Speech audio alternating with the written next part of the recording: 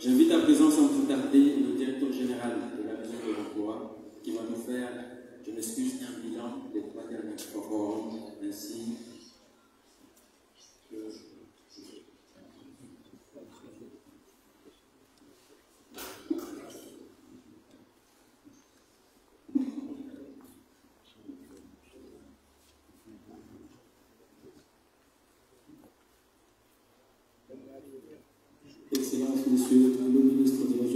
coordinateur de l'État.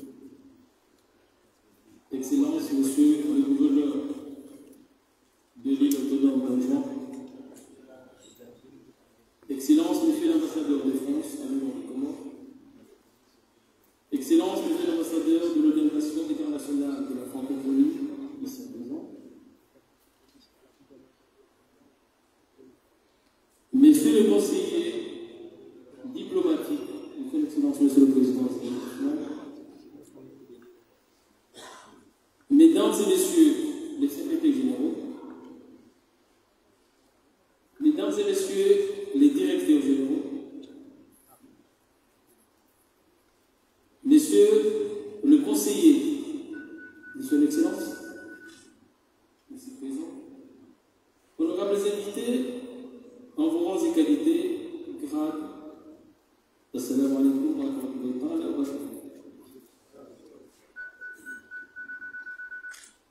En ce jour solennel, permettez-moi, monsieur le distingué, de vous souhaiter la bienvenue à cette organisation du forum, du 4e forum de l'économie bleue et du tourisme durable.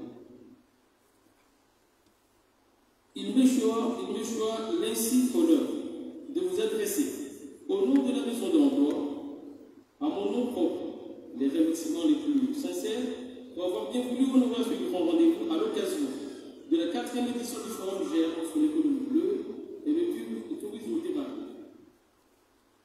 Permettez-moi de vous exprimer à vous, mesdames et messieurs, la gratitude de toute l'équipe organisatrice de cet événement pour avoir accepté d'honorer et de rehausser de votre illustre présence à cette occasion. C'est donc avec plaisir assez singulier que je prends la parole en ces lieux à l'occasion de la cérémonie officielle de la 4e édition du Forum GR sur l'économie bleue et le tourisme durable afin de manifester, au nom de la Maison de l'Emploi, notre gratitude à notre président, son Excellence, M. Azali Aswani, président de l'Union des Comores et président de l'exercice de l'Union africaine, pour avoir fait de la jeunesse sa priorité à travers différents dispositifs mis en place aujourd'hui dans notre pays. La Maison de l'Emploi et les réseaux jeunes entrepreneurs ont initié ce forum depuis l'année 2019 et aujourd'hui les résultats sont à encourager car l'entrepreneuriat continue de prendre une grande place aujourd'hui dans le marché du travail comorien. Je voudrais rappeler, mesdames et messieurs, que la première édition organisée à la Grande Comore a eu comme résultat le financement de 3 projets d'entreprise, la création de 9 emplois directs, la formation de plus d'une trentaine de jeunes entrepreneurs potentiels qui bénéficient aujourd'hui, grâce à cette formation, de beaucoup d'initiatives de financement de projets. À la deuxième édition, qui a eu lieu en 2020, en juin, nous avons eu le même résultat, plus des recommandations qui ont fait voir le jour différents projets sur l'économie bleue au Comores. À titre d'exemple, des projets qui ont formé des coopératives dans le séchage et le fumage de produits halieutiques. Ces mêmes coopératives ont été structurées, formalisées et formées en gestion d'entreprise coopérative et se sont vues équipées par le bon développement de leurs activités. Le président de l'Union des Comores, président en exercice de l'Union africaine, ainsi que son gouvernement nous sont honorés de leur présence lors de la 3e édition du Forum de l'économie bleue toujours à Moïse. Une conférence de haut niveau a été organisée par la même occasion sur la question de l'entrepreneuriat et l'emploi des centres. Parmi les recommandations assorties de cette conférence et des différents échanges qui ont eu lieu au cours de cette 3e édition, c'est d'augmenter le nombre de projets à financer et aussi d'organiser un forum régional pour la 4e édition en voici ce jour. D'où l'organisation de ce forum régional sur l'économie bleue et le tourisme durable. Honorable assistant, étant directeur général de la Maison de l'Emploi, permettez-moi de vous faire un bilan pratique de nos actions en faveur de la jeunesse comorienne. Avant l'arrivée de cette institution, on comptait 6 employés.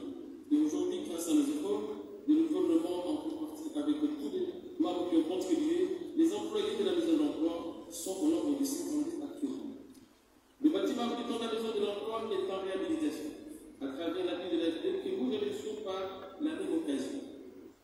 La Maison de l'Emploi a inséré plus de 400 personnes, tant que salariés dans le secteur privé. Nous avons mis en place un dispositif d'appui au porteur de projet qui accompagne aujourd'hui différents entrepreneurs potentiels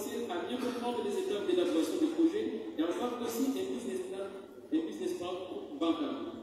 On a mis en place des antennes dans les îles, en jouant le lit en Brésil.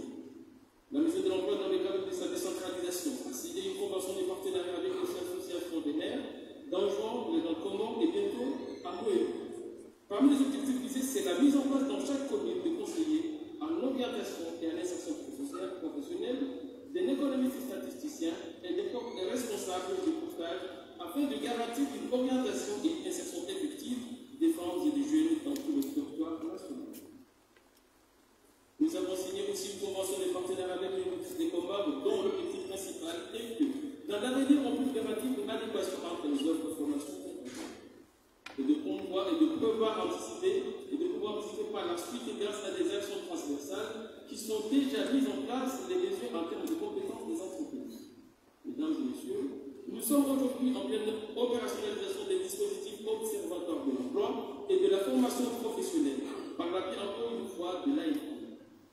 Nous avons comme principal chantier la mise en place de répertoires des métiers et des formations, la gestion liée aux provisions économiques et en fait la mise en place d'un système de formation sur la gestion de la formation technique, professionnelle et l'emploi en faveur des femmes et des jeunes.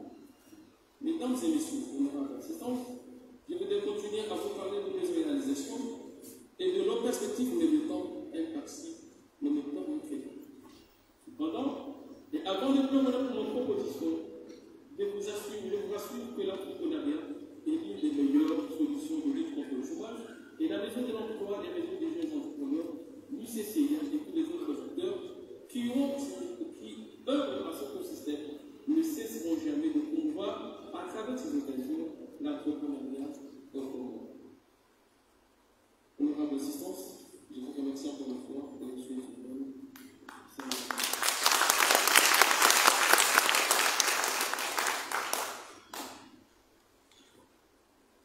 Merci, Monsieur le Directeur, pour ce bilan aussi émouvant. J'invite à présent Son Excellence, Ambassadeur Léonard Émile Onimba, pour son allocution. Sous vos ovations, s'il vous plaît.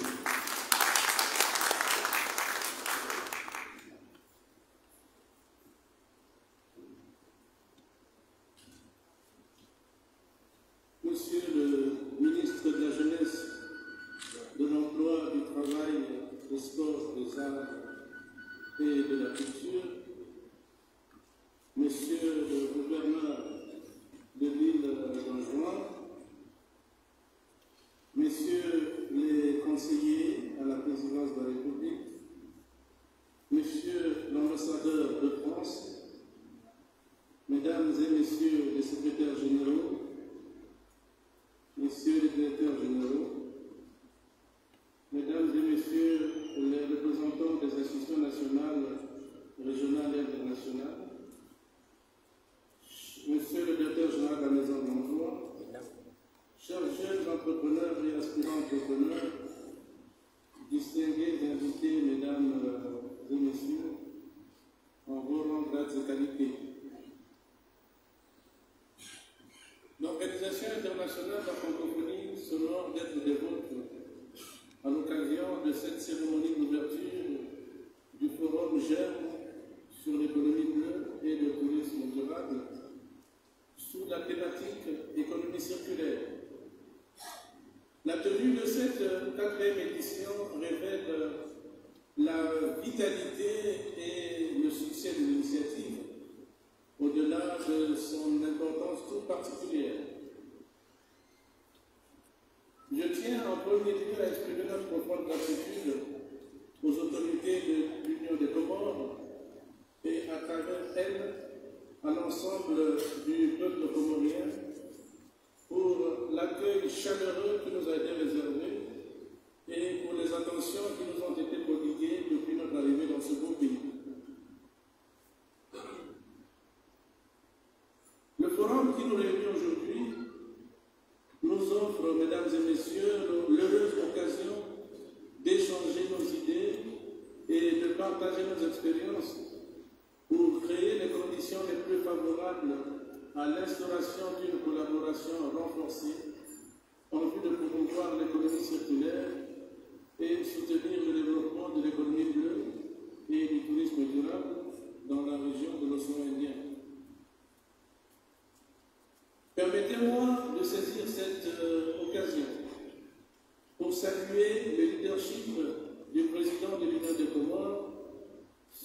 Excellence M. Azali Assoumani, qui s'est résolument investi pendant son mandat en cours à la tête de l'Union africaine dans la promotion et la défense des priorités des États africains en général et celles des États insulaires en particulier, singulièrement au sein des instances internationales.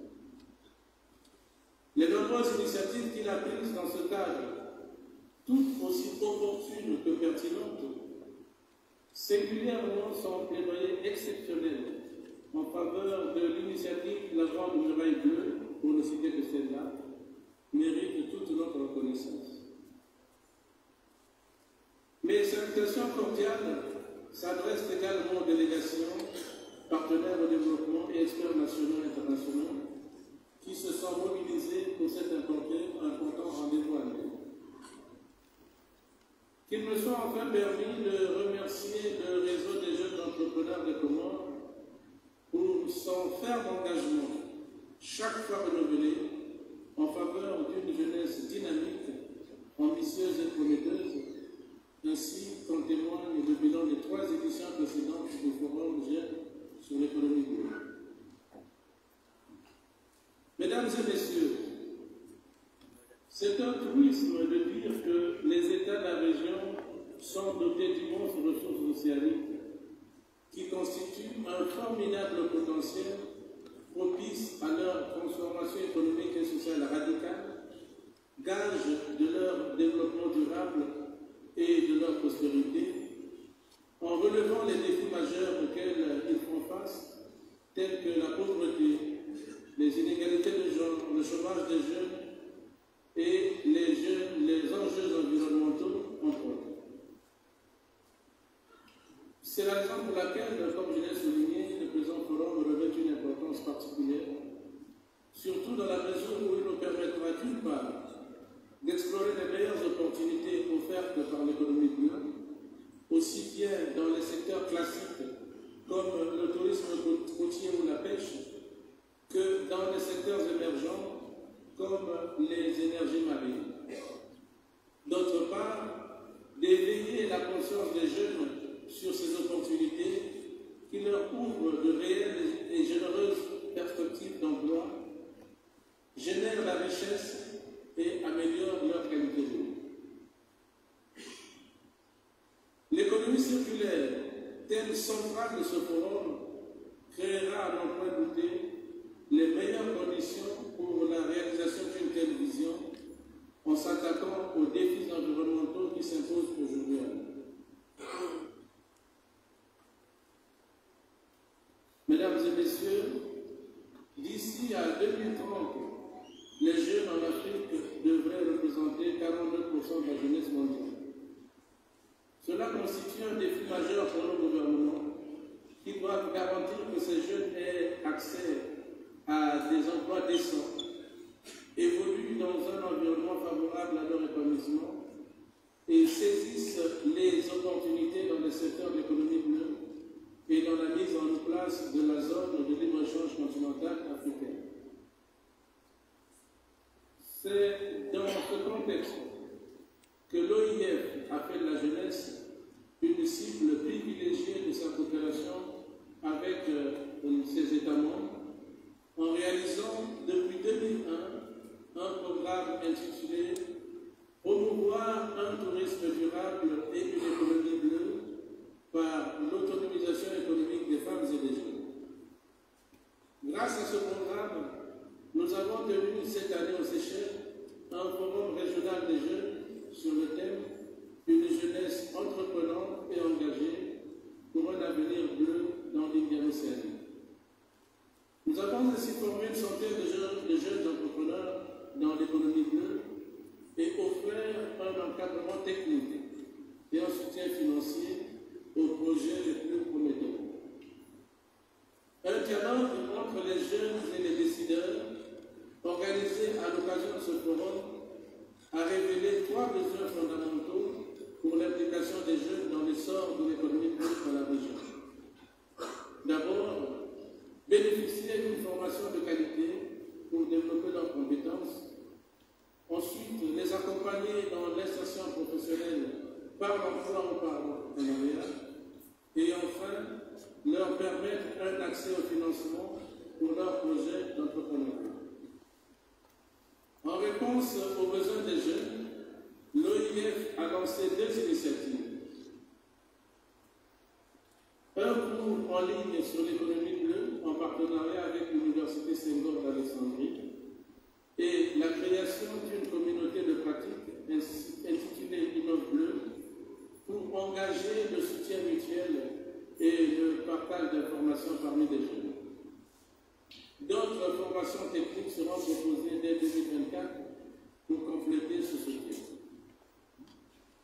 Pour le financement, nous avons initié une série de webinaires avec notre partenaire Océan Africa sur les outils financiers dédiés à l'économie bleue, couvrant des sujets comme la réalité de la levée de fonds pour les entrepreneurs de l'économie bleue ou les stratégies de levée de fonds pour les startups bleues. Parallèlement, un guide pratique et interactif sur les financements de l'économie bleue sera publié en ligne gratuitement d'ici à la fin de l'année, avec des mises à jour régulières sur les mécanismes de financement existants. Enfin, pour promouvoir l'économie bleue fondée sur la protection des ressources naturelles, la production durable et la prospérité partagée équitablement, il est essentiel de sensibiliser et d'informer le public sur les enjeux de l'économie bleue, du tourisme durable et de l'économie circulaire, ainsi que sur l'importance de l'innovation pour la durabilité. Dans cette optique, nous avons organisé un concours vidéo de plaidoirie en juillet dernier lors de la Journée mondiale de l'économie bleue sur le thème « L'Indian Océanie, ma région, ma voix pour l'économie bleue ». Une trentaine de jeunes des Comores, de Madagascar, de Maurice, de Seychelles et de la Réunion y ont participé.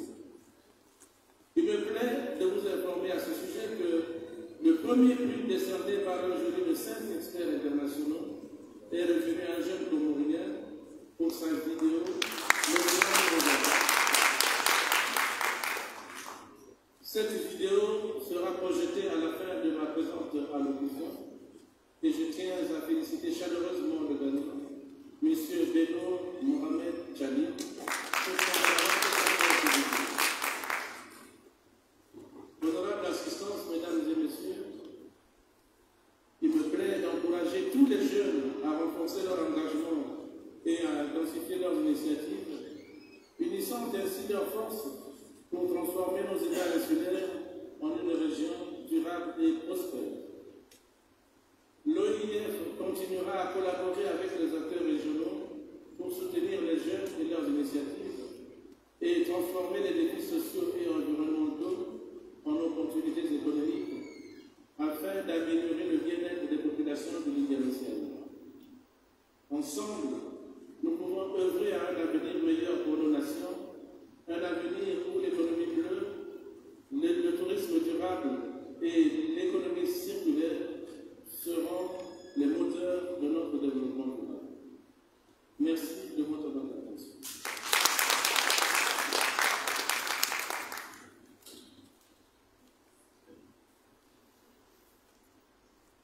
Merci, monsieur l'ambassadeur. Nous allons suivre sans plus tarder la vidéo. Océan de regard. Tel un miroir de nos âmes, l'océan de regard. Il reflète notre histoire, nos cultures, nos drames. Immense et profond, il observe nos actions, nos choix, nos défauts, bercés par ses yeux. Ses vagues et ses courants sont nos messagers. Pour nous rappeler l'importance de les protéger.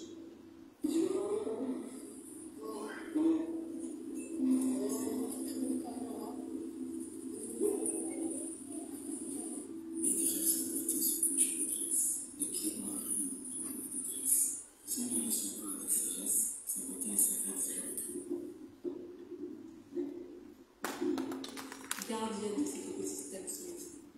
Il est temps de se réveiller, de prendre conscience que notre impact sur l'océan est une urgence. L'océan nous regarde. L'économie bleue est notre opportunité de créer un avenir où l'océan est respecté. En utilisant ces ressources de manière durable, nous pouvons en faire un avenir pour notre futur. Il est temps de changer nos habitudes, de financement pour le futur.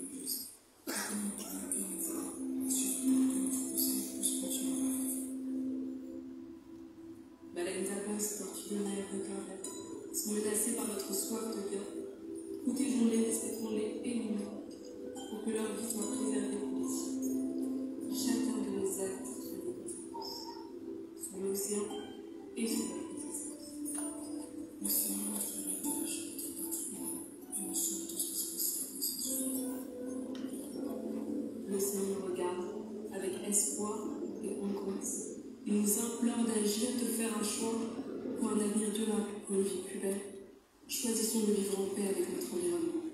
Prenons soin de cette ressource vitale pour notre génération et celles à venir. L'océan nous regarde.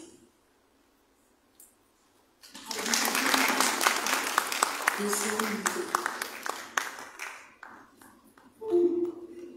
Merci pour ce témoignage aussi émouvant. Nous allons suivre à présent, sans plus tarder, l'allocution de son Excellence Sylvain Roquier, ambassadeur de France auprès de l'Union européenne. Sous votre patience. Merci, monsieur. C'est difficile de parler après un aussi beau film que je trouve particulièrement inspirant. Félicitations à l'OIF pour ce très beau film qui, je crois, résume bien les enjeux et les défis auxquels nous sommes collectivement confrontés. Le gouverneur de l'île autonome d'Anjouan, monsieur le ministre de la Jeunesse, de l'Emploi, du Travail, des Sports, des Arts et de la Culture, monsieur le directeur général de la Maison de l'Emploi, monsieur l'ambassadeur de l'Organisation internationale de la francophonie pour l'océan Indien, monsieur le conseiller diplomatique du chef de l'État, monsieur le directeur général de la coopération internationale, mesdames et messieurs les ambassadeurs, membres du corps diplomatique et représentants des organisations internationales, monsieur le président du réseau des jeunes entrepreneurs, distingués invités, en vous rendre à ces qualités, mesdames et messieurs, bonjour à toutes et à tous. Avec beaucoup de plaisir que je me tiens aujourd'hui devant vous pour l'ouverture du 4e forum GERME pour créer et gérer mieux l'entreprise, des mots qui résonnent avec initiative et responsabilité et qui incarnent des valeurs et du sens dans les sociétés de plus en plus complexes aujourd'hui. Aujourd'hui, plus d'1,2 milliard de personnes dans le monde sont âgées de 15 à 24 ans. C'est la plus importante génération de jeunes de l'histoire. Sur le continent africain, cette tranche d'âge représente plus de 200 millions de personnes. Au Comores, l'âge moyen de la population est, je crois, de 24 ans. Connectés au monde, reliés les uns aux autres, comme jamais auparavant, les jeunes souhaitent contribuer à la résilience de leur communauté, proposer des solutions novatrices en stimulant le progrès social. Pour ces jeunes, l'économie bleue, à n'en pas douter, représente un vivier inestimable d'opportunités, et ceci a fortiori dans un pays insulaire comme les Comores, qu'il s'agisse de favoriser la pêche et l'aquaculture durable, d'établir des aires côtières et marines protégées, de lutter contre la pollution. Les jeunes peuvent promouvoir une économie océanique responsable, axée sur la préservation de la ressource marine, tout en favorisant l'innovation et la croissance économique, car les deux ne sont pas du tout antagonistes, au contraire, ils sont particulièrement reliés et cohérents. Quand on parle d'économie circulaire, cette faculté de produire des biens et des services de manière durable, en limitant la consommation et le gaspillage, eh bien, on se dit que là aussi, la jeunesse a forcément, nécessairement un rôle important à jouer. Qu'il s'agisse de transformer son mode de consommation, de contribuer à des projets de recyclage, et s'il s'agit du tourisme durable, un tourisme exigeant, qui répond aux besoins des visiteurs et des communautés d'accueil, les jeunes peuvent aussi apporter leur pierre à l'édifice. J'ai noté dans les participations à ce forum des projets pour ramasser les déchets plastiques, des projets pour proposer des solutions d'emballage pour les poissons issus de la pêche artisanale, des projets pour remplacer les engrais chimiques par des engrais biologiques. Qu'ils soient bénévoles, volontaires associatifs, jeunes entrepreneurs, les jeunes s'engagent, organisent des événements, s'impliquent dans des actions communautaires. Monsieur l'ambassadeur, représentant l'Organisation internationale de la francophonie, l'OIF s'est engagé depuis longtemps au service du développement durable, c'est même le cœur de métier de l'Institut de la francophonie pour le développement durable qui dispense des programmes de formation au métier de l'environnement pour les jeunes. Et je crois que nous pouvons tous nous féliciter et saluer la continuité du soutien de l'OIF à ce type d'initiative. Mesdames, Messieurs les organisateurs, ce forum en est déjà sa 4e édition aux Comores et je suis heureux d'être à côté cette année. Comme toute autre manifestation, ce type d'événement n'est jamais une fin en soi. Ce qui importe, ce sont les changements qui en résultent, les opportunités qui sont créées. Et je forme le vœu que cette nouvelle édition remporte le même succès que les précédentes, avec de nombreuses créations d'emplois et de nombreux succès à la clé. J'ai pu constater, en parcourant la liste des réponses à l'appel à candidature qui avait été lancé pas loin d'une centaine de réponses, j'ai pu constater l'enthousiasme des jeunes pour proposer des solutions, des alternatives innovantes. Les thèmes de l'économie bleue, de l'économie circulaire, du tourisme durable, c'est donc clairement inspiré, il faut s'en réjouir, c'est bien la preuve qu'au Comores, les jeunes osent, ont envie de s'engager au service de l'émergence de leur pays et du développement durable. Il faut s'en réjouir, il faut les encourager. À cet égard, le soutien à la jeunesse est également une priorité pour mon pays, la France, dans ses différents projets qui soient liés à l'emploi, à l'éducation, à la formation professionnelle, à l'agriculture, au soutien au projet de la diaspora. Je crois qu'il faut également rendre justice et saluer l'engagement du chef de l'État, le président Isaïe Assouani, des autorités comoriennes dans ce domaine. Je tenterai de rappeler la déclaration de Moroni qui a conclu le sommet des États insulaires tenu au Comores au mois de juin. C'est le signe d'un engagement résolu et de la perspective d'opportunités concrètes pour la société, pour les jeunes. Tout ça, ce sont de bonnes nouvelles nécessaires face aux défis que nous, collectivement, nous avons à relever. Vive les Comores émergentes, vive la coopération internationale. Je vous souhaite à toutes et à tous un fructueux forum. Merci de votre attention.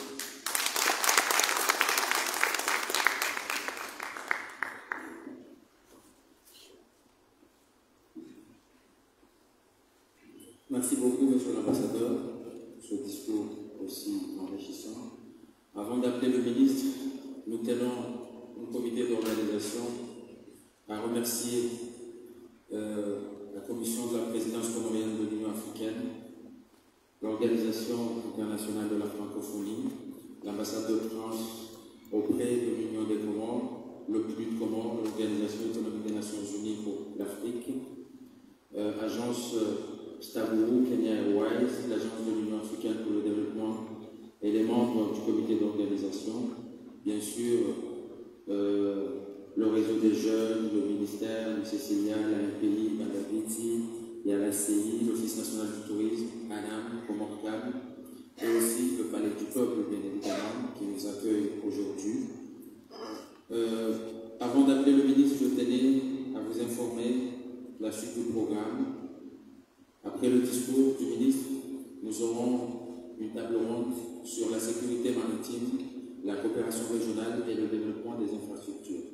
Comme consultant et intervenant, nous avons le conseiller diplomatique du président de l'Union des Comores, Amadine Madi Polero, qui va faire une présentation sur les enjeux et les opportunités de la sécurité maritime, la coopération régionale pour le développement des infrastructures, pour la création d'emplois des jeunes.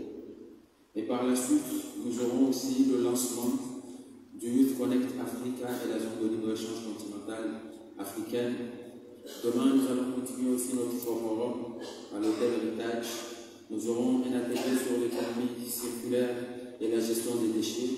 Nous aurons aussi un atelier de réflexion sur le développement des énergies renouvelables, la lutte contre le réchauffement climatique et la promotion des VDD. Et le 5, nous allons avoir une conférence sur la Grande Muraille Bleue et son rôle sur l'agenda 2063, jeunes, pays et sécurité. Mesdames et messieurs, je vous invite à présent à vous lever pour applaudir Monsieur le ministre qui, comme vous le savez, est jeune malgré l'âge, par son dynamisme et sa détermination, et cela depuis longtemps en faveur des jeunes communautaires. J'invite le ministre pour son élection. Si vous le passez.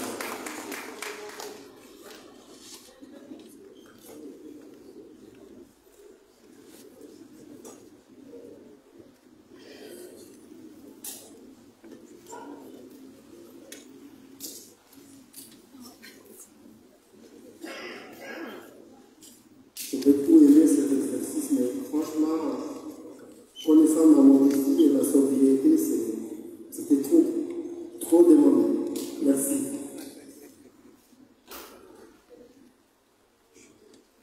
Kosa Tokoufou, Excellence, Monsieur le Gouverneur de l'île autonome de Zouani, Monsieur Alessi Chamsidi,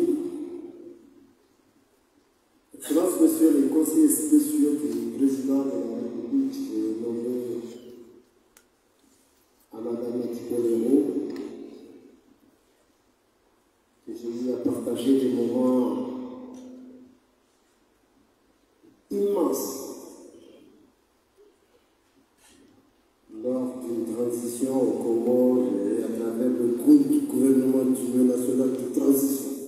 J'étais son vice-premier ministre. J'en garde encore un beau souvenir. Et j'ai cité M. Benamet, Excellence, Messieurs les ambassadeurs. J'ai nommé l'ambassadeur de France, qui est celui de la francophonie au niveau de notre zone, de l'océan Indien. Mesdames et Messieurs les secrétaires généraux, Monsieur le directeur de cabinet du ministère de la Jeunesse, de l'Emploi, du Travail, des Sports, des Arts et de la Culture, Monsieur le directeur de la Maison de l'Emploi, Monsieur le Président du réseau des jeunes entrepreneurs, honorable assistance, Mesdames et Messieurs, en vos rangs, grades et qualités, assalamu alaikum. Je voudrais, en ouverture de mon discours, saluer chaleureusement tous ceux et celles, de près ou de loin, qui ont contribué de manière significative à l'organisation et à la réussite de cette cérémonie officielle de la 4e édition du Forum GERB, aujourd'hui élargi en forum régional sur l'économie bleue, le tourisme durable et l'économie circulaire. Nous sommes honorés de votre présence.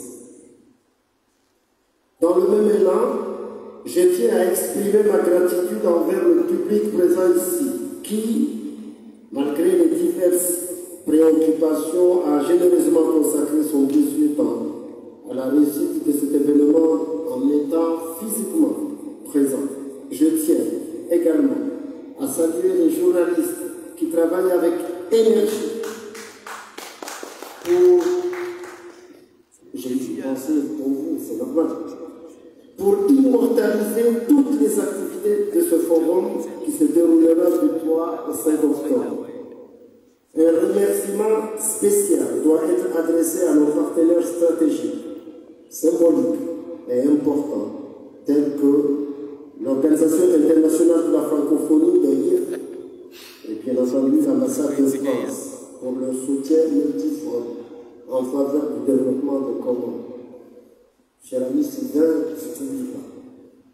Le forum GERB, dédié aux jeunes et aux femmes entrepreneurs, est une initiative purement comorienne. Elle est portée par la Maison de l'Emploi, placée sous ma tutelle en partenariat avec le réseau des jeunes entrepreneurs. Elle a été célébrée pour la première fois en 2019 sous le nom de Forum GERB sur l'économie bleue. L'objectif de ce forum est de promouvoir l'esprit entrepreneurial chez les jeunes et les femmes entrepreneurs qui possèdent des talents susceptibles de contribuer au service de la société. Cette année, pour la 4e édition, le forum s'élargit pour pour inclure le tourisme durable et les activités technologiques innovantes liées à l'économie circulaire et à la protection de l'environnement dans son ensemble. Mesdames et messieurs, chers participants, l'entrepreneuriat des jeunes est au cœur des priorités politiques de notre pays. Le président en exercice de l'Union africaine, son Excellence Azali Assoumani, attache une grande importance à l'entrepreneuriat des jeunes et des femmes en appelant à la mise en place d'actions concrètes visant à améliorer la compétitivité et la création d'emplois. Conscient de la saturation de la fonction publique au Comores et du nombre élevé des jeunes diplômés de l'Université des Comores et d'autres institutions de formation internationale, le gouvernement de l'Union, en collaboration avec ses partenaires bilatéraux et multilatéraux pour le développement, s'efforce de créer des opportunités entrepreneuriales pour l'autonomisation des femmes et des jeunes dans tous les secteurs. L'économie bleue, puisqu'il est question de ça, le tourisme durable et l'économie circulaire sont des piliers majeurs du développement de notre pays, étant donné notre emplacement côtier et insulaire. Notre économie est directement liée à l'exploitation des ressources marines, notamment dans le secteur du tourisme, de l'aquaculture, de l'énergie, de la pêche, du commerce et du transport, entre autres. Il est donc essentiel de revoir nos approches dans ce secteur pour garantir la durabilité des écosystèmes, l'équité sociale et l'inclusivité économique. L'économie bleue génère actuellement environ 3 millions d'emplois dans le monde avec un investissement total de près de 5 milliards d'euros.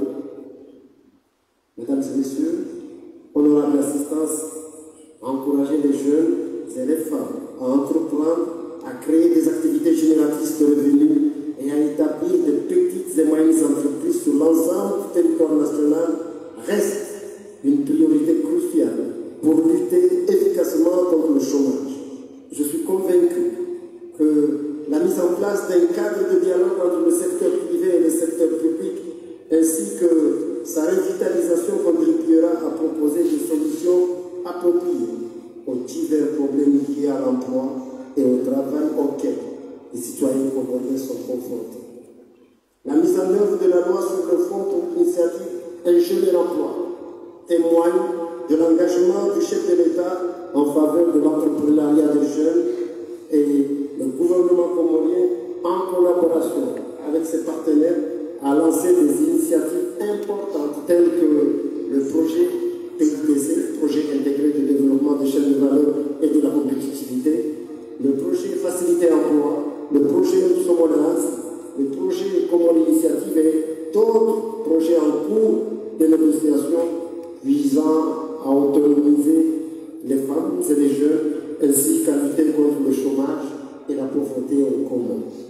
Mesdames et messieurs, en examinant les statistiques compilées par la Maison de l'Emploi de l'Union des Comores et les réseaux des jeunes entrepreneurs qui sont des entités expertes en la matière, voici les principaux résultats. Nous comptons actuellement 220 890 emplois occupés dans le pays. Le taux d'emploi des jeunes de 15 à 34 ans est de 34,3% pour les hommes contre 25% pour les femmes. Ça n'a rien de discriminant, mais bon, c'est un fait, et le constat est là. Les salariés ne représentent que 35% de la main-d'œuvre totale.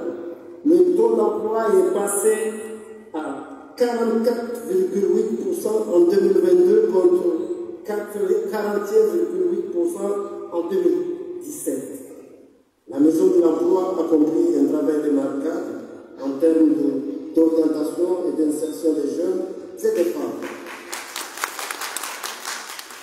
Elle reçoit en moyenne 500 demandeurs d'emploi chaque année et parvient à insérer environ 250 jeunes en entreprise. La Maison de l'Emploi compte dans sa base de données aujourd'hui 415 jeunes entrepreneurs potentiels formés et 150 petites et moyennes entreprises créées. Honorable assistance, ainsi avec optimisme. J'encourage tous les Comoriens, quelle que soit leur couche sociale, à adhérer à cet idéal visant à faire des Comores un pays émergent d'ici à l'horizon 2030, tel que prôné par le chef de l'État, son Excellence Azali Assoumani. Les jeunes constituent la première cible de cette démarche, pour laquelle toutes les initiatives de sensibilisation doivent être mises en œuvre. Enfin, mesdames et messieurs, vive la coopération bilatérale et multilatérale, vive l'Union des Comores dans la paix, la sécurité, la stabilité et le développement. Et je vous remercie.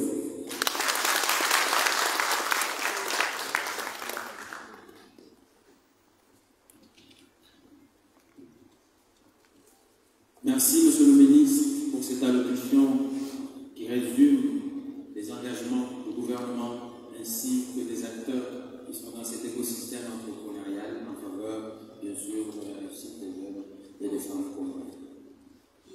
Nous tenons encore une fois à remercier aussi la délégation des jeunes de Madagascar, Seychelles, Maurice, Rwanda, Kenya, Botswana, qui nous suivent en ligne, sans oublier aussi l'appui de l'entreprise américaine pour l'organisation de ce forum.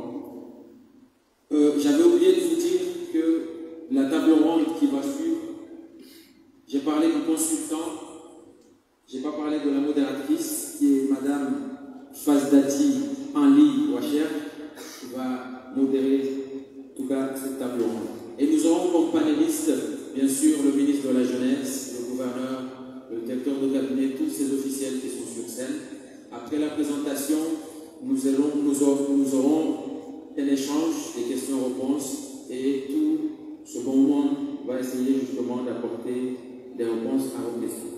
Donc sans plus tarder, et sans oublier qu'après la table ronde, nous allons passer justement à la photo de famille, et à la visite des stands et à une pause déjeuner. Donc j'invite à présent Madame Fazdati Anli pour la table ronde.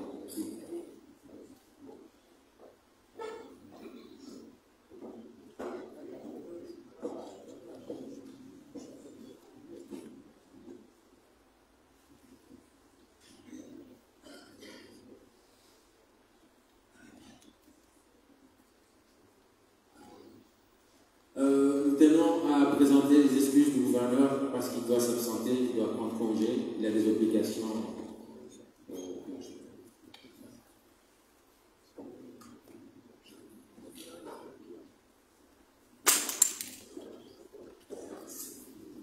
Assalamu alaikum.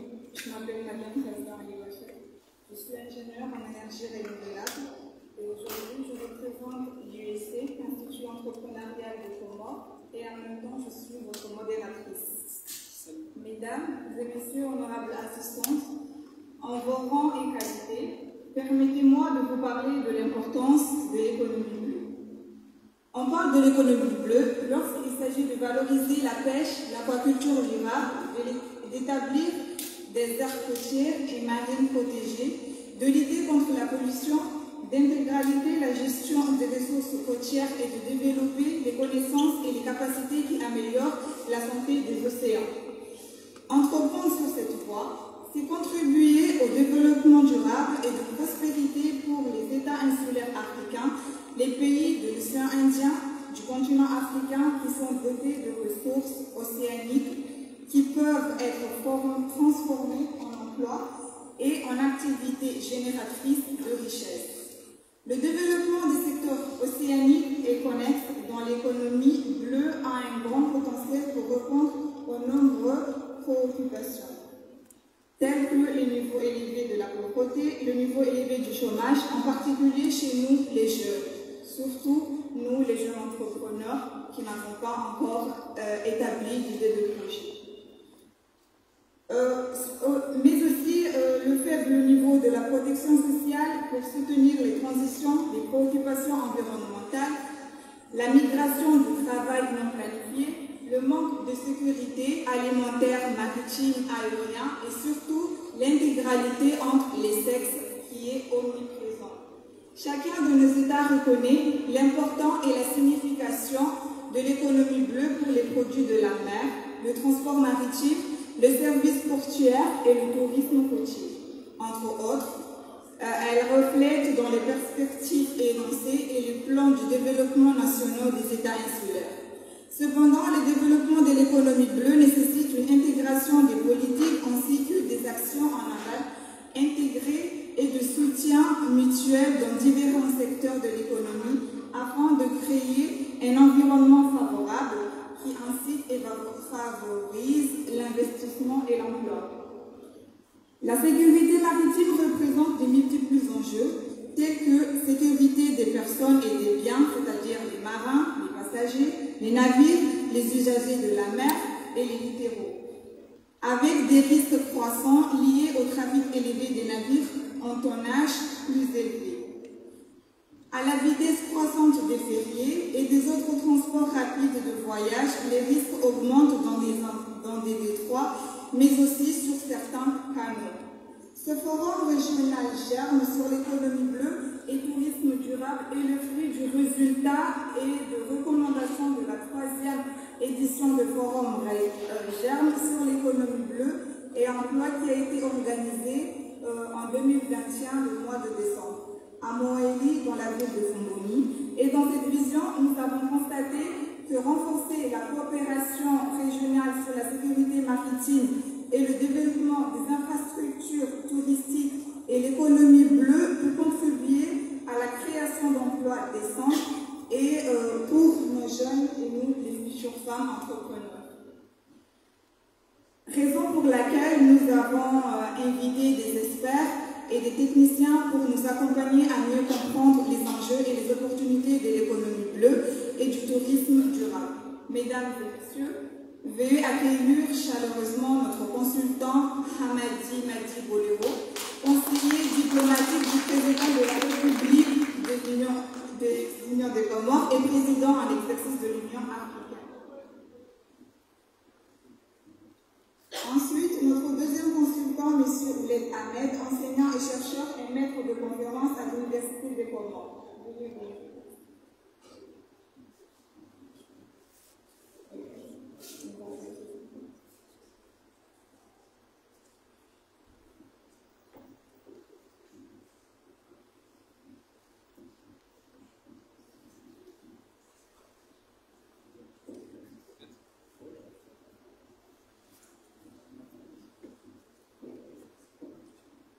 Monsieur Ouled Ahmed, veuillez prendre place, monsieur.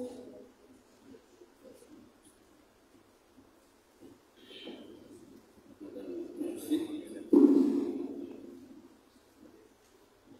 Monsieur le ministre, cher Gaza, Excellences, Messieurs les ambassadeurs de la francophonie de la région de l'océan Indien et de la République française auprès de l'Union européenne,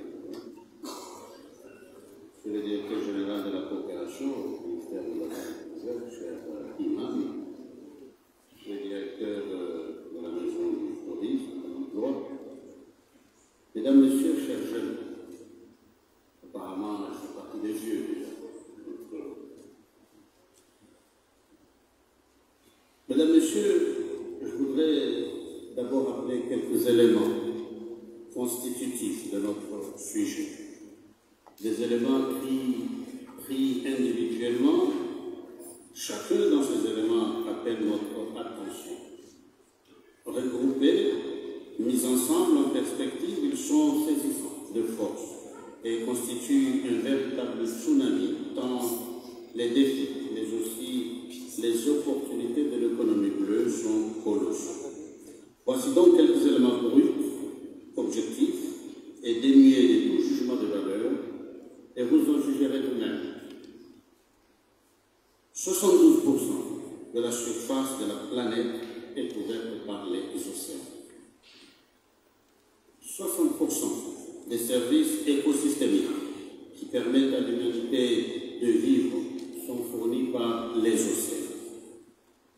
40% de la population mondiale vit au moins de 100 km des côtes de l'océan. 90% du commerce internationales transitent par voie maritime. 50% des émissions de carbone mondiales sont absorbées par les océans. 32% des stocks mondiaux de poissons sont surexploités, épuisés ou en phase de reconstitution. 8% de la population mondiale vit de la pêche et de l'aquaculture. Dans notre océan Indien, l'exploitation et le commerce des produits issus des pêcheries génèrent, comme l'a dit M. le ministre, 3,5 millions d'emplois. Les produits de la pêche sont la principale source de protéines animales pour plus de 50% des populations des petits États insulaires en voie de développement d'Afrique subsaharienne et d'Asie du Sud. Le coût de la pêche illégale et non déclarée, ce qu'on appelle pêche illégale, est estimé entre 10 et 23 milliards de dollars par an. Durant les dernières décennies du XXe siècle, 30% des mangroves du monde ont disparu. 40% des récifs coralliens ont été détruits ou très endommagés sous la pression humaine. Notre région, l'Indienne-Océanie, est l'un des 34 points chauds de la biodiversité mondiale. Le tourisme, dont la croissance est intimement liée à la bonne santé de l'environnement marin et côtier, représente 7 à 60% du produit intérieur brut des pays membres de la Commission de l'Océanie. Enfin, l'Institut British Carbon Trust a estimé que le marché mondial de l'énergie houlomotrice et marémotrice pourrait représenter jusqu'à 535 milliards d'euros entre 2010 et 2050. Voilà les chiffres, mesdames et messieurs. Si on analyse froidement ces données, il est clair que nous n'avons pas le moindre doute par rapport à l'avenir de notre région, au sens large, l'avenir de chacun des pays de la région, leur capacité à accéder à l'émergence ou atteindre demain la qualité d'État à revenu intermédiaire dépend manifestement et inéluctablement de ce que nous ferons ou de ce que nous ne ferons pas de notre principal avantage comparatif, à savoir la mer et l'économie. Je voudrais à ce stade insister aussi sur quelques idées qui ont guidé mon mandat à la tête de la Commission de l'Océanie et qui demeurent, à mon sens, particulièrement actuelles. Il ne peut y avoir de développement sans stabilité et sécurité. Pour nous, étant insulaires aux moyens limités, cela veut dire que nous devons impérativement travailler ensemble et mutualiser nos politiques. Cela veut dire aussi que nous devons renforcer encore notre collaboration avec tous les États tiers et les partenaires techniques et financiers qui travaillent déjà à nos côtés sur ce sujet. Renforcer la sécurité maritime est un très vaste objectif qui couvre plusieurs champs d'action. D'abord, l'anticipation du risque, à commencer par le risque météorologique. Au moment où les événements climatiques sont chaque année qui passe plus brutaux et plus soudains. Nos villes côtières surtout viennent de les subir cette année, il y a quelques semaines. Oumoudi, Araya, Mitameouli, Moéli en juin, la même chose. Cette anticipation et cette connaissance du risque, elle passe aussi par la connaissance fine des flux des navires entrants et sortants de nos eaux territoriales et de nos zones économiques exclusives. Pour cela, les centres de fusion de l'information jouent déjà un rôle essentiel, mais il faudra demain recourir à des moyens encore plus modernes tels que les drones à long rayon d'action pour mieux surveiller notre immensité océanique. Je crois aussi que le risque de pollution marine constitue une épée de Damoclès qui pèse au-dessus de nos têtes. Les récents échouages de navires dans la région, et nos frères mauriciens peuvent en parler savamment, ont démontré que nous n'avons pas les moyens de faire face rapidement et efficacement, en particulier en période de tempête, en ce genre de risque. Nous avons donc besoin là aussi d'un dialogue régional, suivi par la mise en place d'un protocole d'action permettant de recourir dans un temps limité à des moyens maritimes puissants, tels que remorqueurs de haute mer à vocation régionale. Il y a là matière à réflexion. Je voudrais aussi évoquer rapidement la question des infrastructures. C'est une question clé pour nos pays. Nous avons sans doute besoin de moins de ponts et d'autoroutes que la plupart des États terrestres. Nos infrastructures à nous, les plus importantes en tout cas, ce sont les ports, les aéroports, les hôpitaux, les écoles, les services publics essentiels qui se nourrissent tous de notre type d'infrastructure, les technologies d'information de demain, et demain, l'intelligence artificielle. Cependant, comme nous sommes des îles, nous avons besoin de plus d'infrastructures que les autres, ce qui a un coût que nous n'avons pas assumé seuls. Nous avons donc besoin de nous industrialiser. Pourquoi? Pour générer des recettes d'exportation qui nous aideront à faire face à ces immenses défis. C'est d'ailleurs notre débat qui rejoint d'ailleurs avec la ZLECAf, la zone de libre-échange africaine, les propriétés d'action de la présidence comorienne de l'Union africaine.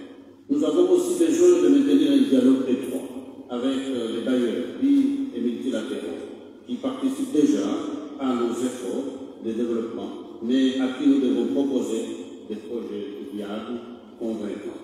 Je voudrais m'appesantir encore quelques minutes sur cette question des moyens. Le président de la République, Azali Assoumani, a signé récemment une tribune internationale sur les défis africains de l'économie bleue, dans laquelle il suggère en particulier la création d'un fonds fiduciaire africain multibailleur sur l'économie bleue pour catalyser les investissements et l'incubation d'entreprises pour tous les États insulaires côtiers régionaux. Avec ce projet de banque bleue, il y a l'amorce d'un grand espoir pour nous permettre de dépasser les goulets d'étranglement de nos finances publiques nationales et l'enfermement dans un dialogue avec nos partenaires traditionnels, qu'ils soient occidentaux ou chinois. À nous tous d'y travailler pour rendre ce rêve réalité. Mesdames, Messieurs, l'économie bleue génère déjà près de 300 milliards de dollars et 49 millions d'emplois sur le continent africain. Nous devons nous convaincre que ce n'est que le début d'une grande aventure dans laquelle nous serons tous collectivement gagnants. Ce n'est pas l'aventure de la prédation dont il s'agit, mais la richesse de la mise en œuvre de notre patrimoine naturel au service de nos économies, de nos équilibres écosystémiques et surtout de notre jeunesse, qui est avide d'emploi, de formation, de connaissances technologiques et d'insertion dans des filières à valeur ajoutée, mais aussi dans des secteurs plus traditionnels qui sont comme le tourisme, l'orgueil et la marque de fabrique de notre région indienne.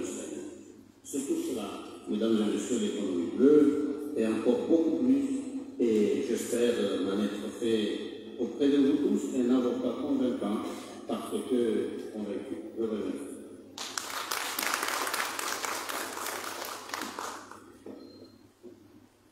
Merci, monsieur Anadine Tribodero, pour cette intervention. Maintenant, nous invitons madame Onita, la représentante de la Commission économique pour l'Afrique.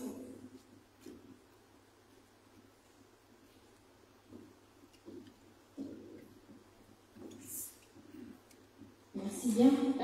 Bonjour, monsieur le ministre, monsieur le gouverneur déjà parti, messieurs les ambassadeurs, les experts, distingués invités, merci. Moi, je suis Bonita Carlessa. Je représente le bureau sous-régional de l'Afrique de l'Est de la CEA, qui est la commission économique d'Afrique de l'ONU. Et effectivement, merci beaucoup pour nous avoir invités à ce forum aujourd'hui, qui est très important pour nous, comme je vous explique brièvement le travail du bureau de la CEA en Afrique de l'Est. Nous sommes en effet experts en matière de développement de la ZLECAf, de l'économie bleue et du tourisme. Alors, ça porte bien parce que c'est effectivement notre thématique qu'on soutient les pays. Il y a 14 pays de la région de l'Afrique de l'Est, incluant les Comores, que nous soutenons. Et c'est un grand plaisir d'engager dans cette discussion ce matin avec toutes parties prenantes et surtout les jeunes qui sont ici. Je ne vais pas prendre beaucoup de temps avec un discours, mais tout simplement en revue et ce que l'on a noté depuis ce matin. D'abord, toutes mes félicitations au ministère et à la Maison de l'Emploi pour les initiatives très intéressantes qui ont été lancées et les objectifs qui ont été déjà atteints. C'est très encourageant, définitivement pour nous aussi comme partenaires de développement et aussi pour les jeunes ici présents. Mais tout de même, il y a beaucoup de travail à faire et je pense que je peux là vous donner une perspective de l'UNICA, de la CEA, en termes de ce qu'on peut faire aussi, ce que les autres pays font actuellement en matière de l'économie bleue, ce que je peux vous partager. Il y a beaucoup d'instruments qui sont disponibles, qui pourraient être disponibles aussi aux Comores et aux parties prenantes ici, afin d'optimiser la potentiel de l'économie bleue, surtout pour les jeunes. Par exemple, nous avons ce qu'on appelle une boîte à outils pour l'évaluation de l'économie bleue, qui vous permet, et ça a été développé par la CEA, et ça a été développé en 2020, et nous avons déjà étalé ça aux Seychelles, à Djibouti, Zanzibar la semaine prochaine, et en Éthiopie, pour pouvoir soutenir les pays à comprendre quelles sont la valuation en termes de quantitatif de toute ressource aquatique dans le pays. Alors, ça vous permet de savoir quelle est la contribution économique, écologique et sociale de toutes vos ressources aquatiques à votre pays. Ça vous permet effectivement au ministère et dans les exercices budgétaires aussi de déterminer quelles sont les sous-activités, les sous-secteurs de l'économie bleue qui sont plus rentables et qui doivent être protégés et qui doivent être soutenus. Alors, de là, on soutient aussi beaucoup de pays et tout récemment, on a eu on a été approché par le EAC pour soutenir en développement de leur stratégie régionale de l'économie bleue et les plans de mise en œuvre. Alors, ce sont un peu les activités qu'on fait, mais particulièrement concernant les jeunes et l'entrepreneuriat, qui est le sujet qu'on aborde aujourd'hui. Je peux vous partager les Seychelles. C'est un peu la même situation aux Seychelles où nous avons beaucoup de ressources qu'on peut développer, mais bien sûr, on a besoin de l'aide. Comment le faire? Alors, ce qu'on vient de faire aux Seychelles, c'est effectivement de faire une étude de base pour savoir quels sont les PME qui sont là, les entrepreneurs potentiels aussi. Alors, une étude pour identifier toutes ces parties prenantes afin de voir les gaps et de là aussi développer une étude qu'on a fait dans 5 pays de l'Afrique de l'Est et du Sud comme étant les marchés potentiels pour tous ces produits qu'on a identifiés dans l'économie circulaire et l'économie bleue aux Seychelles et actuellement identifier les personnes, les acheteurs spécifiques et aussi des partenaires potentiels des chaînes de valeur ajoutée qui peuvent travailler avec ces entrepreneurs aux Seychelles afin de faire l'exportation de ces produits vers le marché africain sous le potentiel qu'offre l'ASDECA. Alors, il y a des panoplies de produits techniques, des instruments techniques qui sont disponibles, qui peuvent être un soutien aux Comores. Et le cas spécifique du Comore, en effet, c'est très intéressant parce que vous avez déjà la base qui a été établie et définitivement, de cette base, il y a beaucoup d'activités qu'on peut faire pour soutenir l'optimisation de toutes opportunités d'entrepreneuriat sur économie bleue et économie circulaire qu'on pourrait faire ici. Par exemple, je pense ici, après les présentations qu'on a eues ce matin, je pense à quatre interventions qui seraient intéressantes aux Comores. D'abord, le développement d'une base de données, et je pense que vous avez déjà ça à la Maison de l'Emploi, peut-être bien plus en détail qui pourrait être utile, c'est de catégoriser en termes de capacité de production, en termes de genre, en termes de secteur, sous-secteur, et pour identifier quelles sont les composantes, quels sont les produits, quelles sont les personnes qui sont là, qui peuvent se mettre ensemble pour avoir une plus grande parle des limitations en termes d'accès aérien, accès maritime, aussi, l'exportation, ça demande définitivement le volume. Alors, on ne peut pas, si on n'a pas le volume, approcher des acheteurs. Et ça définitivement, en prenant ces bases de données, qui est l'étape 1, je pense, ici au Comores, on pourrait avancer là-dessus. Deuxièmement, l'entrepreneuriat demande aussi un soutien régulier et assidu sur ce qu'on appelle le Business Development Services. Tout ce qui est soutien en termes de toutes ces étapes. Parce que l'entrepreneuriat, c'est un long parcours. Vous connaissez bien plus que moi quels sont les défis que vous avez en termes, quand on parle de l'entrepreneuriat. Et souvent, ça coûte. Ça coûte et c'est pas aussi dans la capacité du secteur public à chaque fois de se permettre de soutenir les PME jusqu'au début à la fin. Alors, à ce moment-là, je pense qu'on doit aussi pouvoir s'ouvrir un petit peu aussi en termes de réceptivité, d'avoir des partenaires du secteur privé à supporter l'entrepreneuriat ici en termes de mentorship. Il y a beaucoup d'entrepreneurs aux Comores qui sont déjà très bien installés et font très bien. Vers l'exportation aussi.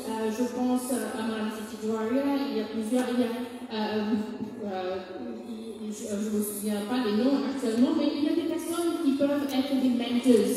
Alors ça, ce serait bien aussi d'y penser.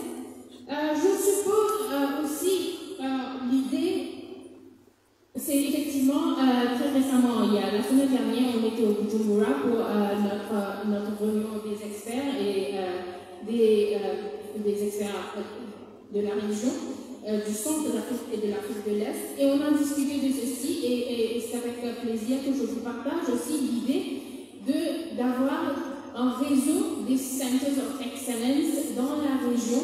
On y pense dessus pour le skills development en ce qu'il s'agit de l'économie bleue. Alors la formation est primordiale et la formation c'est aussi nécessaire. On ne regarde pas que à l'interne. Maintenant avec la CAF qui nous permet une fenêtre vers la région qui est plus grande, on doit y penser à développer un réseau de centres d'excellence où on pourrait avoir les jeunes ici au Comores des formations dans différents sous-secteurs de l'économie bleue, l'économie circulaire. Effectivement, il y a déjà une étude du ILO, le International Labour Organization, qui a déjà identifié l'IMOS comme étant un des pays centres pour un des sous-secteurs d'excellence qui est le tourisme. Et peut-être bien, pourquoi pas, le poisson, la transformation du poisson au Madagascar, où effectivement, c'est une ligne de pensée qui est déjà en discussion et qui pourrait s'étaler effectivement avec la coopération des Comores. Et dernièrement, j'aimerais partager aussi avec vous, et peut-être que ce serait bien d'en discuter avec toute partie prenante ici aussi, la possibilité d'avoir une zone économique spéciale pour l'économie bleue, l'économie circulaire, au Comores. Parce que, effectivement, les zones économiques spéciales se sont reconnues comme des instruments très adeptes à recevoir des IDE et en effet aussi éventuellement s'étaler et à incorporer les entrepreneurs, les petites et moyennes entreprises.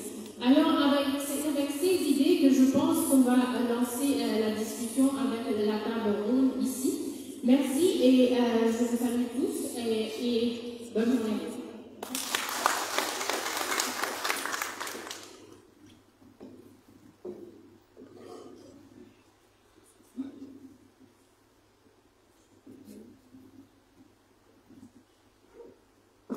Merci Madame Monica pour votre belle information. À titre de rappel, dans ce panel, nous avons les intervenants suivants: la Grande Côte comorienne, l'Agence nationale des affaires maritimes, l'Office national du tourisme, la Direction nationale de l'environnement, Comorcab, la compagnie aérienne et maritime, la maison d'emploi, les hôtels, restaurants et différentes organisations, sans oublier nos ministres et diplomates. Nous allons prendre 5 interventions ou questions et le panel est les panneaux existants et les plaques.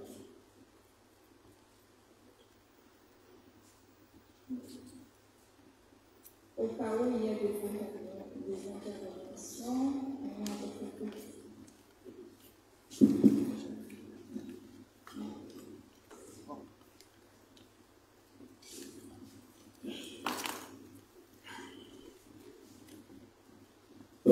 merci beaucoup pour l'assistance. Moi, c'est juste, je m'appelle M. Saïd Salim, je suis directeur général de l'Agence nationale des affaires maritimes. C'est juste pour faire un plaidoyer pour l'économie bleue, surtout en ce qui concerne le transport maritime et les ports, pour informer l'assistance que le secteur des transports maritimes au Comores, c'est un secteur d'avenir, surtout pour les jeunes. Et à titre d'information, actuellement, on a une flotte qui fait, parce que les Comores au niveau international sont classés en 3 catégories. Nous sommes un État côtier, donc cela veut dire que nous avons des obligations internationales vis-à-vis de la communauté internationale. C'est de mettre en œuvre la Convention internationale sur le droit de la mer de Montego Bay que les Comores ont ratifié en 1984. Donc on nous donne des obligations au niveau de la sécurité de la navigation pour que tous les bateaux qui passent tout le long de nos côtes puissent voyager en sécurité. Nous sommes aussi un État du port.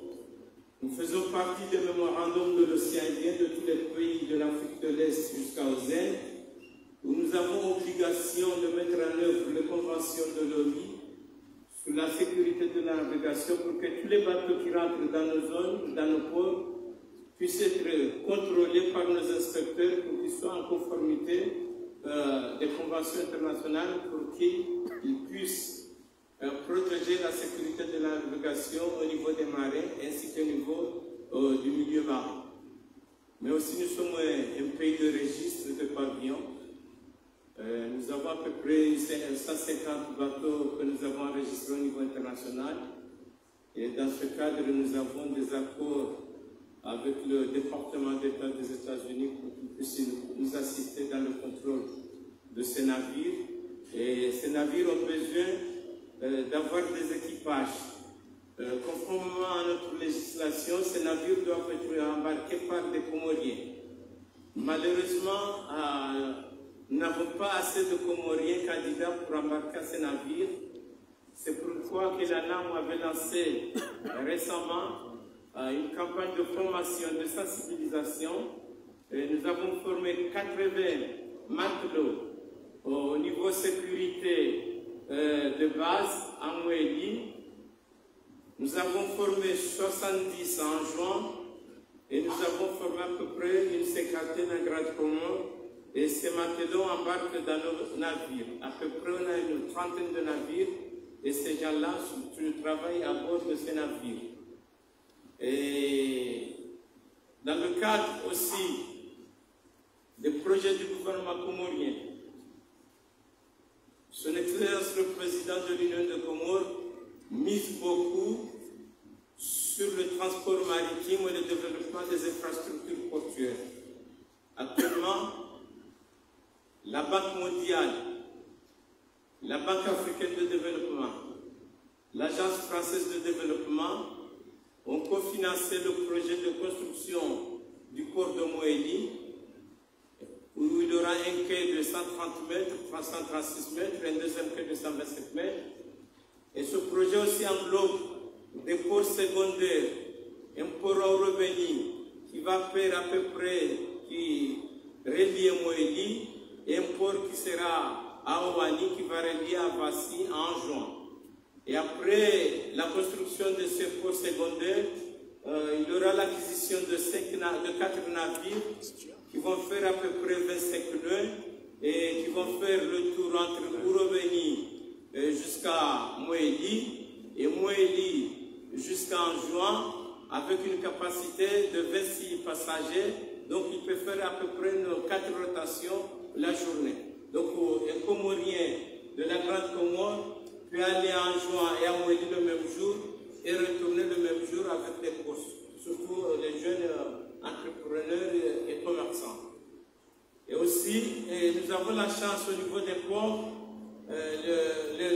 Comores sont éligibles, surtout le port de Moroni, de devenir un corridor maritime au niveau régional.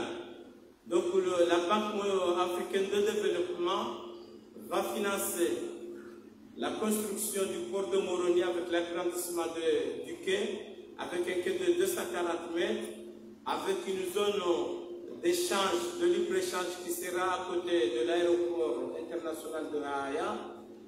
Et ce corridor régional, ça rentre dans le cadre de la zone de libre-échange africain qui va permettre les Comores d'être un pionnier au niveau du commerce régional. Donc ce projet sera cofinancé avec la Banque africaine de développement et un montant de à peu près de 50 millions d'euros qui sera demandé à la Banque européenne d'investissement. Pour le renforcement des capacités, j'insiste et j'appelle, parce que nous faisons une campagne de sensibilisation au niveau des lycées, pour que les terminalistes puissent venir à notre agence et on va les faciliter pour qu'ils aillent dans les académies maritimes.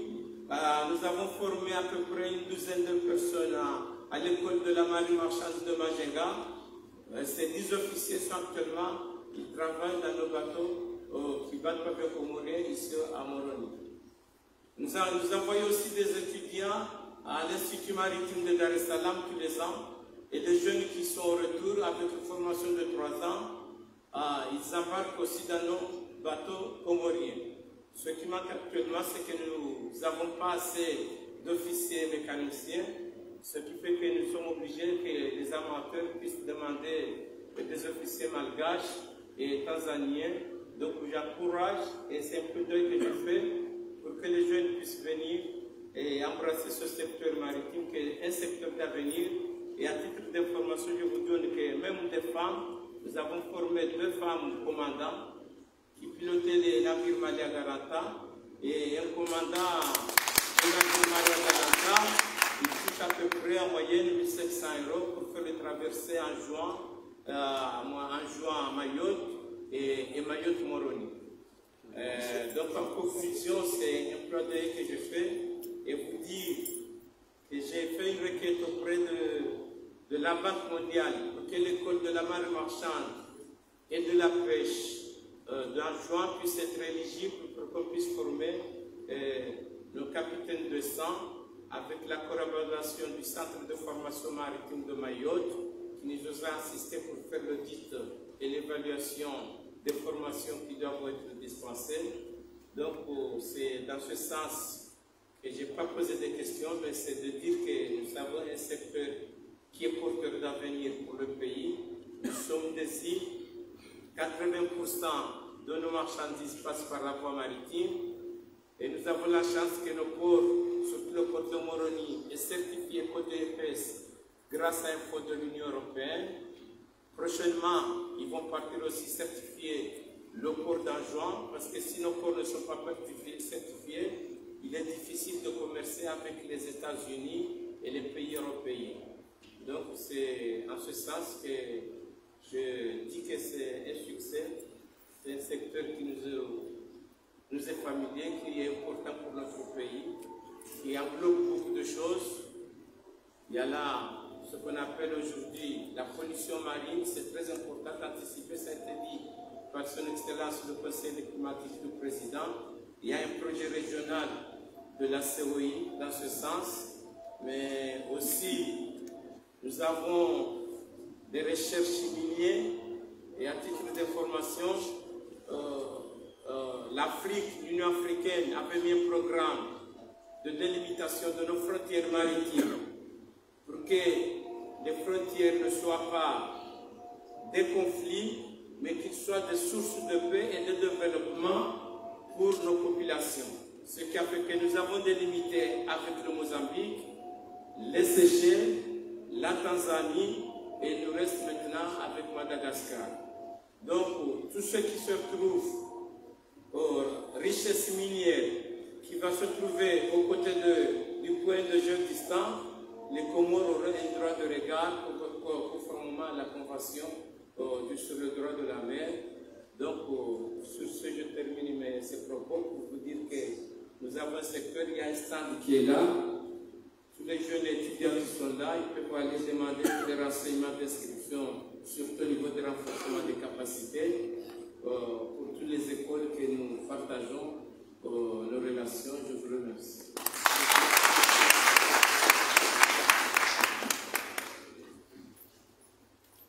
Merci, monsieur Saïd Salim, pour votre intervention qui a été très intéressante et riche en informations et en connaissances. Merci aussi pour la période que vous portez à ce projet. Maintenant, je vous présente la proposition.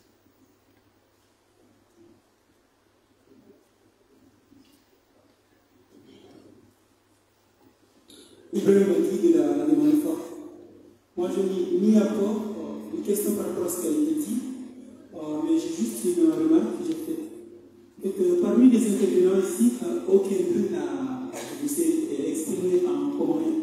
Aucun n'a pris la présence. En fait, on s'adresse pas seulement à ceux qui se trouvent dans la salle, on s'adresse aussi à tous les comorins qui se trouvent au niveau de tous les îles.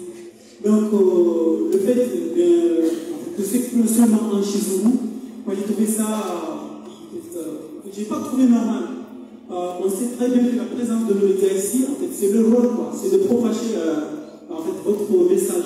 Donc, je vous suggérerais de traduire le langues pour la prochaine édition.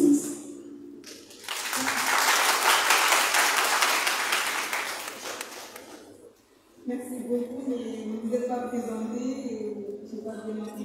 Bref, on m'a dit ça, il a redémarré.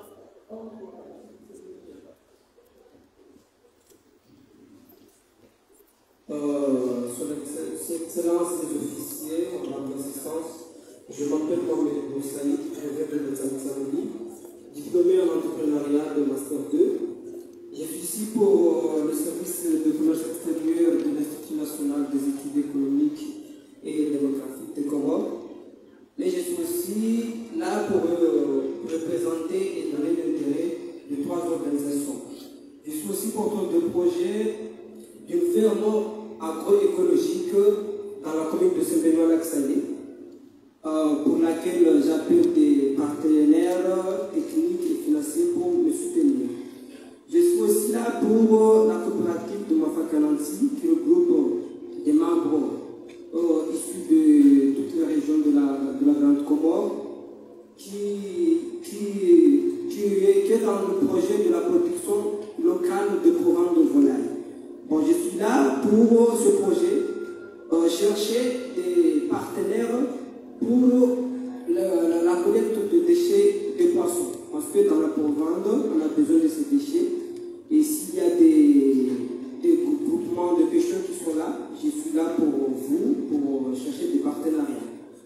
Et je suis aussi là pour une association locale de notre village de Tanzanie qui promouvoit le tourisme local.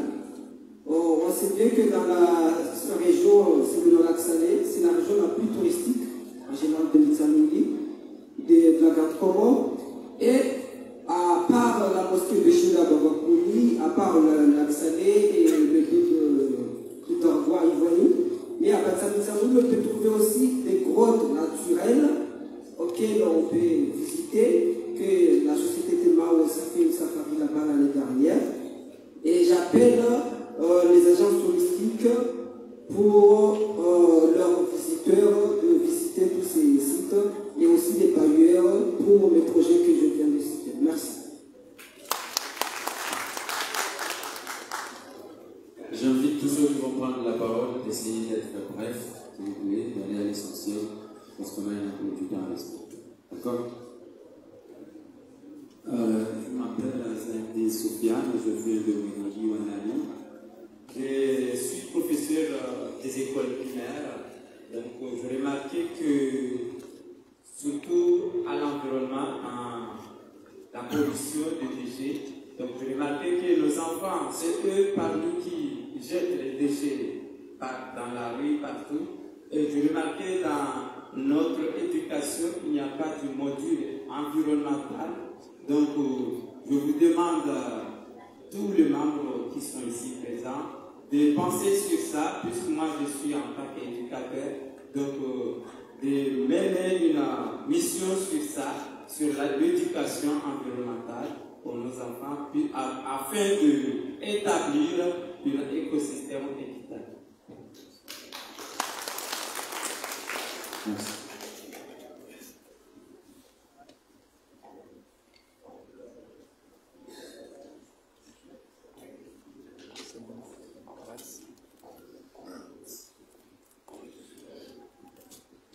Merci. Oui, on continue les interventions.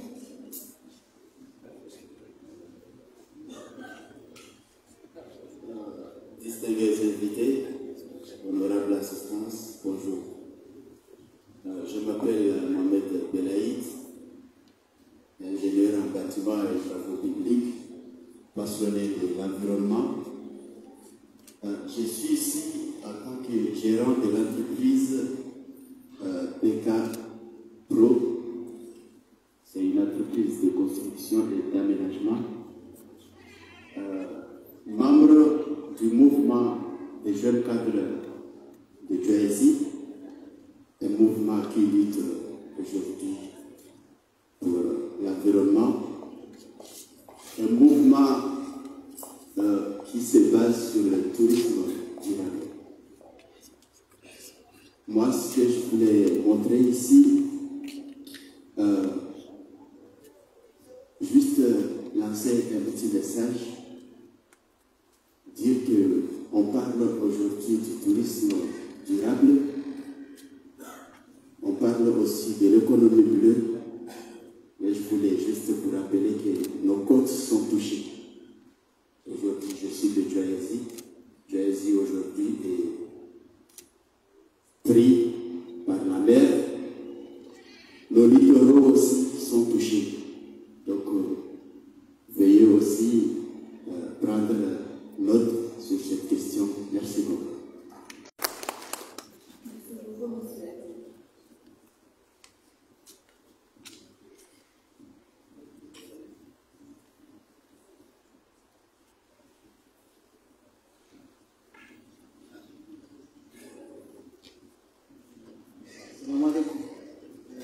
Monsieur Rodas, je suis parmi les membres de Jeunes Progrès installés à la Maison de l'Emploi. Donc je remercie toute la délégation qui est là, surtout le ministère. Donc je voulais juste me rejoindre celui qui disait que nos enfants ne sont pas vraiment éduqués sur la question. Moi, je dis seulement pourquoi j'interviens sur ça, c'est juste pour dire que ça, c'est seulement l'éducation civique. Nous, on a remarqué que dans notre pays, c'est vrai, cette question-là, c'est une question qui doit être réglée. Réglée par nous d'abord, nous les citoyens qui sont là, et puis après le gouvernement et tous ceux qui nous entendent sur les organisations internationales ou régionales. Pourquoi? Parce que moi je dis qu'il nous faut un projet sur ça. Parce que moi j'ai pas étudié ici. Parce que moi j'étais un peu en Mayotte. Je raconte cette histoire pourquoi? Parce que quand je suis venu là, j'ai pris un poisson. C'est pourquoi lui il disait ça c'est très important. Pourquoi j'ai pris un poisson, j'étais à boulot. J'avais la canette dans ma main. J'ai ramené la canette, je voulais le jeter. J'ai cherché partout à Moroni. Pour trouver un poubelle, pour mettre ma canette. Parce que j'avais l'habitude et la conscience d'avoir des poubelles partout pour mettre ma canette. Mais la canette, c'est ce qu'on dit, l'environnement. La mer, il faut protéger. On ne peut pas protéger quelque chose si on n'a pas une conscience. Et cette conscience-là, on les crée avec des outils. Les outils, c'est la poubelle. Si on met des poubelles, que si on se déplace, on trouve la poubelle, on met la canette, je suis sûr que les enfants vont être éduqués sur cette palette, donc ils seront conscients. Donc, et ça fait partie aussi de l'éducation civique. Il faudrait quand même en penser à l'intégrer à l'école. Merci beaucoup.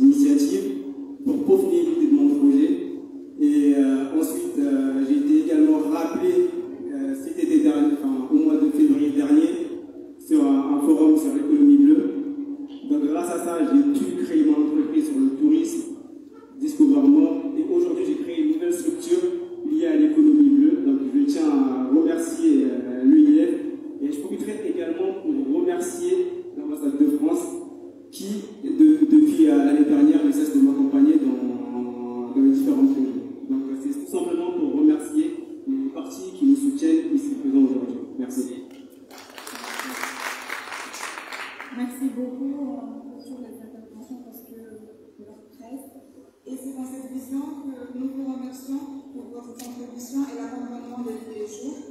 Ainsi d'avoir accepté de nous joindre à nous en présentiel et en virtuel pour échanger sur l'avenir et la jeunesse dans le secteur de l'économie bleue et du tourisme durable en Union des Comores et dans la région. Merci beaucoup.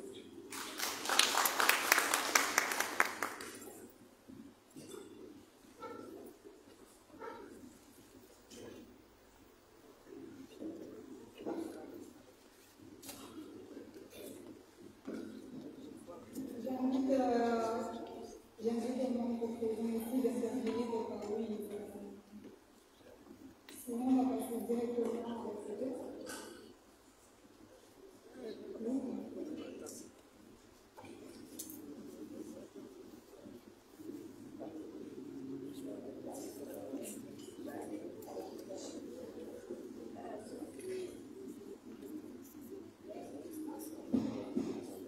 Merci beaucoup en tout cas pour tous ces échanges et toutes ces contributions, surtout la contribution faite par le directeur qui a été prometteur et qui, j'espère, a ouvert les yeux à pas mal de jeunes et qui vont justement se présenter à lui pour profiter en tout cas des opportunités qui sont dans ce secteur présentées par le directeur. Donc, nous allons passer maintenant à la photo officielle et après la visite des stands. Et monsieur le ministre pourra revenir avec les officiels qui sont disponibles, bien évidemment, lancer le livre